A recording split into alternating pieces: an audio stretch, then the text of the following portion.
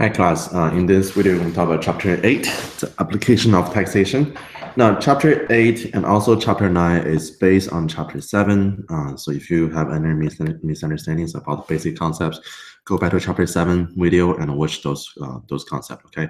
So this still will for economics. We're going to study how much is the tax of impact on consumer surplus and how much tax impact on the producer surplus, and also how much is the tax of the impact of tax on the total surplus. All right, so remember we learned tax. We briefly talked about it in chapter 6, and then if you have a let's draw a graph over here. Oh, go back. Let me draw my graph.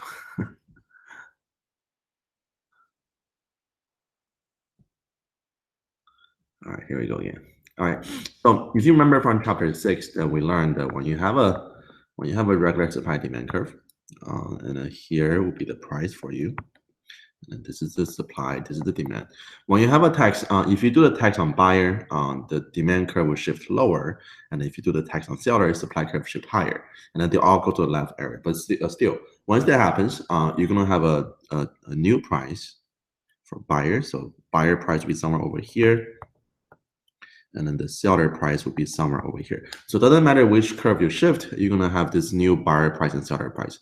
And then remember the concept is that it doesn't matter which side you put a tax on, the end result is all the same. The buyer end up paying more, and then seller end up paying less. So so tax, think tax as the difference between how much the buyer pays and how much the seller receives. So how much? So suppose buyer pays 11, seller received $10, and the total tax paid in this market will be $1. And then once you have a tax, the quantity of transaction will always goes down. Okay, because buyer pays more, and according to law of demand, they're gonna buy less. Seller receive less, and then according to law of supply, they will supply less. So quantity will definitely decrease.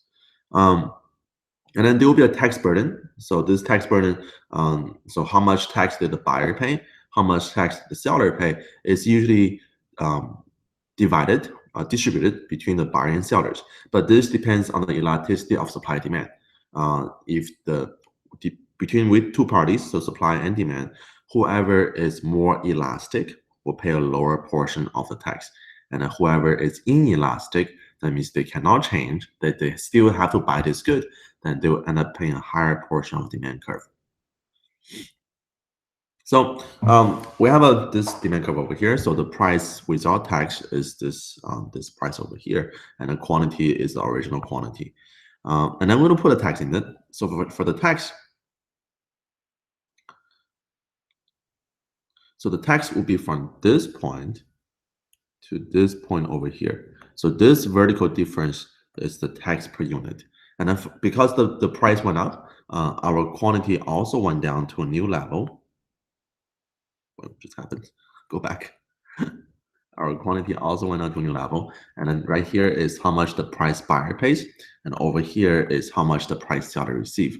So buyer pays more, seller receive, and then their difference. So from here to here, that is the size of the tax. Okay. So this is still just review from chapter 6. So from chapter 7, we learned that the consumer surplus is how much money or how much happiness consumer have, or how much money they save when they actually buy the good. And then producer surplus is basically just a profit for the companies. And then for government can also receive tax revenues. So all three of this together can be our total surplus. So let's identify which area that is. So once you have this so we had this graph before, and then hurry up. So this area, this rectangle, that is your tax revenue. So that's how much money given to the government. And then if you remember from your consumer surplus, so the new consumer surplus will be, so this is the price for buyer. So below the demand curve. So here is your new consumer surplus. And then for the producer surplus will be below the price for sellers and above your supply curve. And here is your producer surplus. And then your total surplus, in this case, it will be your consumer surplus plus producer surplus, and then plus your tax revenue. So this one's a little little extra thing we have for this chapter, because in chapter 7, total surplus is only consumer plus producers, but now with a tax involved, the tax revenue is also part of our total surplus. All right, so all right, let's use the labels here. So A is your consumer surplus, F is your producer surplus, B and D is your tax revenue. Now, if you compare our total surplus now, which is, so um, with tax, our total surplus is area A, B, and then D, and then F. Now, however, without, so no tax. So suppose there's no tax here, then here is your price line without tax. So no tax, ABC is your consumer surplus, and then DEF is your producer surplus. So if you compare this before tax and then with tax, our total surplus, the C and E over here, they were part of our total surplus. But now with the tax, we don't have them anymore, right? So which means that for this economy, with the tax, the total economics or the total surplus is worse off, which means the economy is worse off. Now, if you compare the tax, let's see who is better off, who's worse off. So with the tax, consumers, they are worse off because before tax, consumer surplus was A, B, and C. But with the tax now, consumer surplus only area A. So consumer is worse off. Now, producer, they're also worse off because for producers before tax, their surplus was D, E, and F. And now with tax, it's only area F now. So producer is also worse off. Now, who is better off? Well, who is better off is our government, because for our tax revenue, without tax, you have no tax revenue. But with the tax over here, the government is gaining B and D, so government is better off. But this increase of government revenue cannot offset all the total losses from consumer surplus and producer surplus. Because for consumers, they lose B and C, but your tax revenue only recover area B. Now, for producer, they lose area D and E, and again, your tax revenue only cover area D. So C and E here, they are not covered by anything. Then we don't have them anymore, right? So for C and E, we have a name for it. I mean, the PowerPoint doesn't have a definition for this one. So for C and E is called the debt. I can't write it right.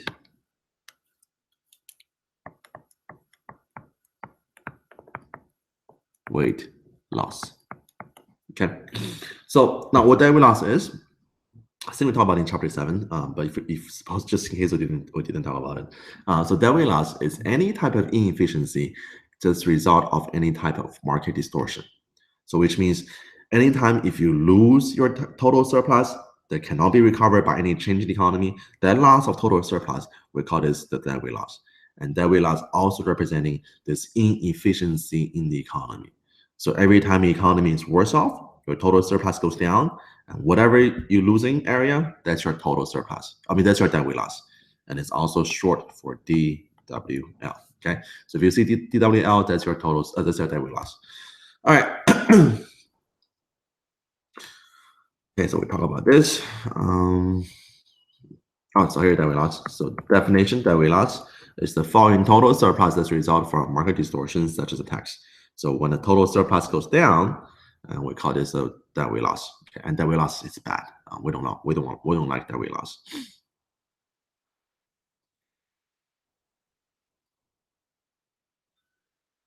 The source of debt weight loss, we didn't talk about it. So where did it come from, right? Now we mentioned before that when you have a tax, consumer buys less, and then you have a decrease in this tax revenue, a decrease in consumer surplus, that's not recovered by the tax revenue. But if you look at the graph here, so let's call it C and E. So C is a little triangle here. Now, if you remember C, it looks very familiar to something we did in chapter 7. C is called the marginal buyers. So for this marginal buyers, that means when there is no tax, when the price is low, that these marginal buyers, they will buy this good. But now with the tax, they don't buy anymore. They don't buy anymore, then they're the marginal buyers. They left the market, So their consumer surplus is lost forever, or lost for now. And the E, and this again from chapter 7, if you remember, the E looks very familiar. It's called the marginal sellers. Why does my M looks like this? Marginal sellers. Okay, so the marginal sellers, they're the sellers who sell this good when the price is high, but they wouldn't sell when the price is low. So without tax, with no tax, price is over here. So it's pretty high, and they will sell this good. But with a tax, your price for seller goes down. So to this point, that's your price for seller now. So at lower price, that these marginal sellers, they don't sell anymore. So they don't sell anymore. They don't have any producer surplus. So the source of that weight loss coming from the marginal buyers and marginal sellers who left the market already. Okay. Now elasticity can also change our debt weight loss. Remember this part. This is important. So if your supply is more elastic, then you have a larger debt weight loss.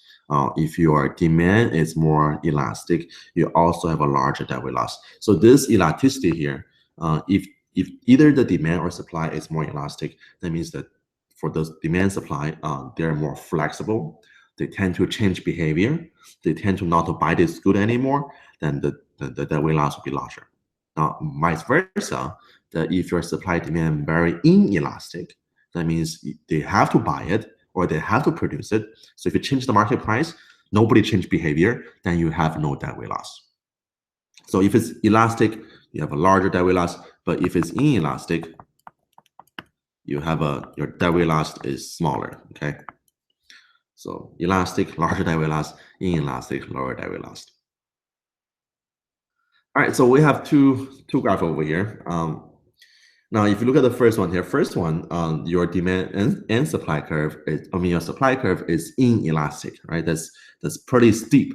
Remember the one from chapter 5. If your supply curve is very steep, that's inelastic. That means supply doesn't change.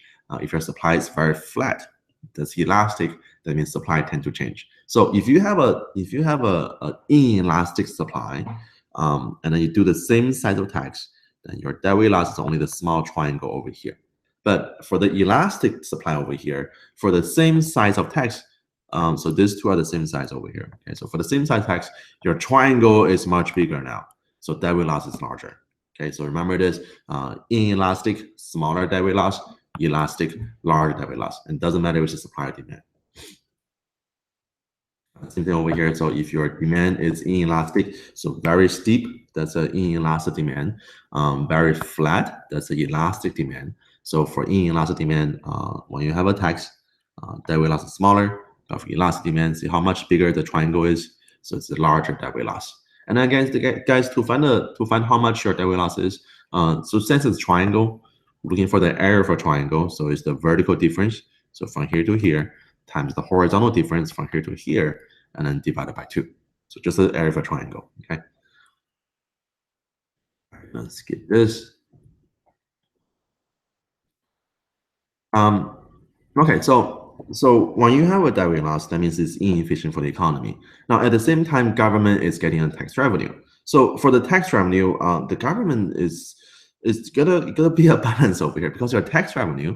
So the total tax revenue equals to the quantity of transaction times how much the tax per unit is. Now, if you increase your tax per unit, that means a larger tax, then you have a bigger debt weight loss, and which means your quantity of transaction goes down goes down by a lot, right? So between your quantity of transaction and then the tax per unit, they go in opposite directions. Now, which means that if you try to maximize your tax, what should you do? Should you increase your tax per unit, or should you lower the tax per unit, and which means consumer buys more, and then you can collect more tax from consumers. So let me show you this thing called Laffer curve. Okay, so we have this graph here. On this panel is called the Laffer curve. Now this was a very famous economist back in 1975 when he came up with this concept. So guys, if you ever studied for a test, like if you try to pull all-nighter, this is what you do. Okay, so if you try to put all-nighter to study for tax, go to Starbucks or Denny's, because over there it's very productive. I mean, a couple of things. So first, it's very bright, so you cannot fall asleep, and then also they have unlimited refill on coffees. So drink as much coffee as you want. So this guy, Arthur Laffer, he was visiting DC, and then he was having jet lag, so he couldn't sleep. So so he went to not Starbucks, IHOP, like 4 in the morning. Went to IHOP, and then on a piece of napkin, he drew down this curve over here, and we call this a Laffer curve. So this is what the curve represents. This curve says that your tax revenue, so how much the total tax that's collected by the government, it depends on the size of the tax. So how much is tax per unit? So if your tax size is very high, so somewhere over here, then government can increase tax revenue by decrease the size of the tax. I mean, guys, really, this makes sense. I mean, imagine the government, let's suppose we have an income tax, and for the income tax, the government set it at 100%. Now, 100% income tax, that means whatever money you earn, you pay to the government. Then nobody wants to work, or nobody wants to work anymore, right? So at 100%, nobody's working. Then how much is our tax revenue? Nothing, right? Now, however, if you lower this a little bit, so let's suppose this lower to 70%. Now, at 70%, you pay 70 cents for tax. You keep 30 cents for yourself. So this, you keep some money for yourself. So it give you some incentive to work more. And then you might want to work a little bit. So you might want to say working 5 days a week. So now you have something for it, right? So when the tax size goes down, the tax revenue actually increases. So that's when the government has a very high size tax. Now, if the government has a very low size tax, so let's suppose we go from 0% tax. Now, if you charge 0% tax, you have 0% tax revenue. You're not collecting anything. But if you increase to 1%, then you collect something for it, right? So for in this case here, when the tax size increases, then the tax revenue also increases as well. So it depends on where you are on the curve here. Government should approach this tax revenue differently. Now this curve was made famous by our President Reagan. So President Reagan in 1982, President Reagan tried to argue for a decrease in tax in the in U.S. Congress. And then at this talk, when he was in Congress, I think it was in Senate. When he was in Senate, he had this chart in front of him. So he explained the chart to all the senators. Says, hey, everybody in Congress, right now our economy is on this part of the Laffer curve. That means we charge a tax that's too high. So if we lower the size of the tax, then our tax revenue can actually increase. So he used this graph over here to back up his argument, and then the law was actually passed through. So this Laffer curve here is the foundation of what you know as Reaganomics. Okay, so lower tax for everybody. Okay, so that's the story behind it. Let me see. I think that's it. All right, so that's it for this chapter, guys. If you have any questions, let me know. And then for chapter 9, will be also based on chapter 7 as well. Okay, so guys, good luck, and I will see you for chapter 9.